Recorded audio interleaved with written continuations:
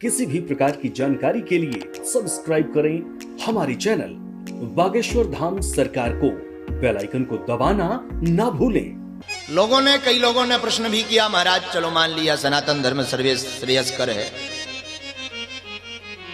सब बढ़िया बातें हैं। हमारी बात एक समझ में नहीं आई, भगवान सबके सब भगवान भारत में ही क्यों अवतार लिए हैं?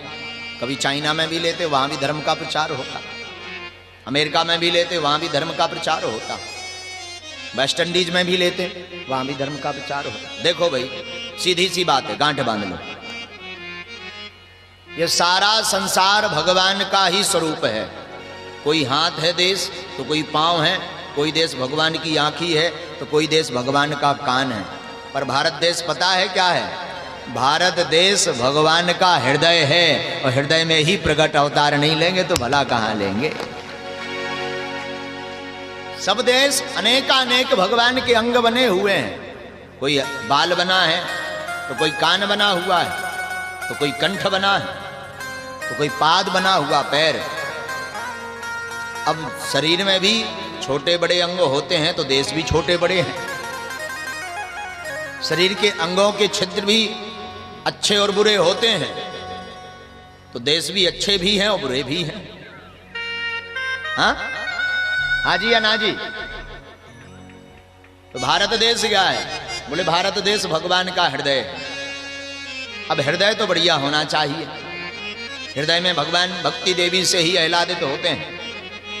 तो भारत इसलिए संतों की नगरी है, भक्ति की नगरी है। भारत भी भक्ति का देश है, संतों का देश है, सनातन का देश है, और पूरा विश्व परमात्मा प्रभु श्री राम का है। आज नहीं मान रहे, कल मानेंगे। आज भी जो नहीं मान रहे हैं उनमें से आधे मान रहे हैं। कारण क्या है? तो रावण कल भी था, आज भी है और कल भी रहेगा। बिना रावण के प्रभु श्री राम की महिमा भी कहां बनती है? श्री रामचरितमानस में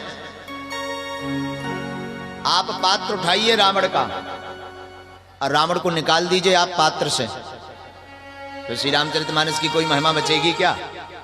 हाँ जी या ना जी? कोई महिमा नहीं। राम जी की महिमा और बखानता तब उच्च भई है जब रावण का वध कर दिया। क्या? रावण का वध कर दिया। तो राम जी की महिमा तो पहले से ही थी, पर और महिमा बढ़ गई। रामचरितमानस में अहम भूमिका विलन का रोल है रावण का। अब विलन ही किसी फिल्म से हट जाएगा तो पिक्चर का क्या होगा? हिट थोड़ी होगी। तो प्रभु श्री राम जी मान है, तो धन्य हैं हम आप सभी जो भारत भूमि मिली और 84 लाख योनियों में मानव तन मिला। मानव तन पाकर के भी अगर हमने कथा श्रवण नहीं की, भगवत भक्ति नहीं की, तो हम आपसे बढ़कर के कोई भी मूर्ख नहीं है। इस जगत में कोई भी मूर्ख नहीं है। गोकर्ण और धुंधकारी के चरित्र को, गोकर्ण और धुंधकारी दोनों भाई थे। गोकर्णो पंडितो ज्ञानी, धुंधकारी श्यामः कला। गोकर्ण पंडित भया, ज्ञानी भया, धुंधकारी सबसे बड़ा खल हुआ।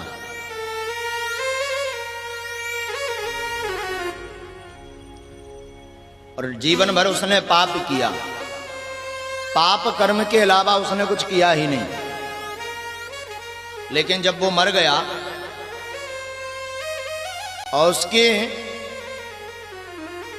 मुक्ति के लिए उपाय ढूंढा गया, तो बोले क्या है? बोले श्रीमद् भागवतिर्वार्ता, भागवत की कथा ही है जो बड़े से बड़े पापी को तरन तारण कर देती है। जिंदा तो रहा नहीं, मर गया, प्रेत बन गया। मरने के बाद फिर भागवत कथा का आयोजन रखा गया धुंधकारी के कल्याण के लिए। लेकिन धन्य है भागवत की महिमा। 7 दिन तक उसने 7 गांठ वाले बांस पर बैठ करके कथा को सुना। तो ध्यान देना, सुनना बड़ी बात नहीं है, सुन करके मनन करना, पचा पाना बड़ा कठिन है। घी को पीना बड़ा सरल है, पर पी करके पचाना बड़ा कठिन है। उसी प्रकार भागवत भी एक रस है। इस रस को पीना तो सरल है, बैठ जाओ, कुछ नहीं करना है, टिकट भी नहीं लगनी है, पैसा भी नहीं लगना। आप धनवान नहीं है तो जहां भी कथा होती है वहां बैठ जाओ, लाभ सबको होगा, फल सबको मिलेगा। जो जजमान करवा रहा उन्हें भी मिलेगा, और जो सुन रहा उन्हें भी मिलेगा। गरीब सुन रहे तो गरीब को भी मिलेगा, धनाढ्य सुन रहा तो उसे भी मिलेगा, और जो खाली बैठे हुए हैं आंखें सेकने के लिए आए हैं उनको कुछ नहीं मिलेगा। हाँ, कथा में श्रोता भी कई प्रकार के आते हैं। कई लोग चलो भाई आंखें सेके आ गए, हमारी समझ में नहीं आता ये आंखें सेकी कैसे जाती हैं। हाँ? कुछ आंखें सेकने आते हैं तो वो आंखें ही रह जाती उनकी। कुछ लोग आते, चलो भाई समय पास नहीं हो रहा, महाराज जी आए हैं कथा सुनावे, समय पास करने आ जाते हैं। कई लोग कहते भाई भजन गायक बड़े सुंदर है, चलो भजन सुनिए आप, तो कई भजन भर सुनने आते हैं।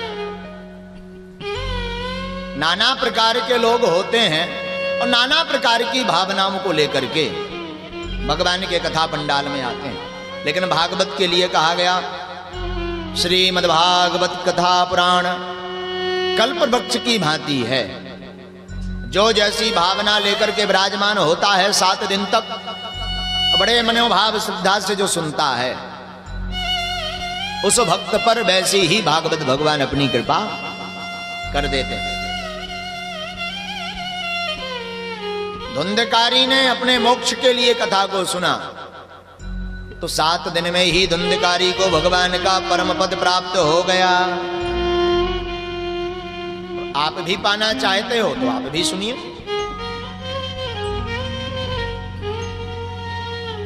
केवल कानों तक भगवान की चर्चा को मत रखिएगा, जीवन में हृदय अंगम भी कीजिए। क्या कीजिए?